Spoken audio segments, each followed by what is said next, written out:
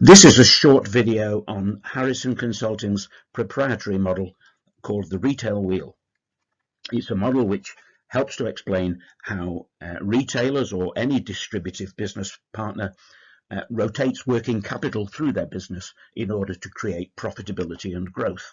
It also explains, to a large extent, why they put such pressure on their suppliers to perform against certain metrics. So it's presented as a wheel, which starts with a certain amount of capital, which could be in the form of shareholders' funds or money that's been set aside for a particular purpose, and that we'll simply call cash in this application, rotates through the first quadrant. At this point, we would ask a retailer, if you were to ask a retailer, what their major draw on working capital is and what's the major success factor in running their business. They will tell you that it's inventory. So inventory is mission critical. That doesn't mean, of course, that they don't have to pay for a whole host of operating expenses, of fixed costs, semi-variable costs, wages, all sorts of things. But inventory is critical. So that's what this model is really about, the efficiency of working capital being used in the business. So the inventory then needs to be converted into receivables.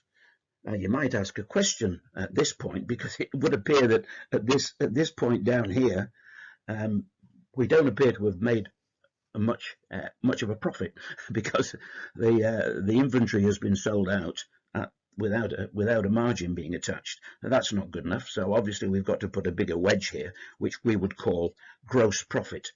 Some retailers or distributors might call it gross margin. Some of them might simply call it GP. But essentially, it's sales minus cost of goods. That section of the wedge of the wheel is rotated further left and eventually becomes receipts, cash receipts. With a cash-based business, then this step here is pretty much instantaneous. But if you're working with a partner, a channel partner, who has significant trade accounts, then there may well be some lag at this point on the wheel. There may even be some bad debts from time to time. When we finally reach the top of the wheel, we must provide for those operating expenses, which leaves us with a net profit at this point here.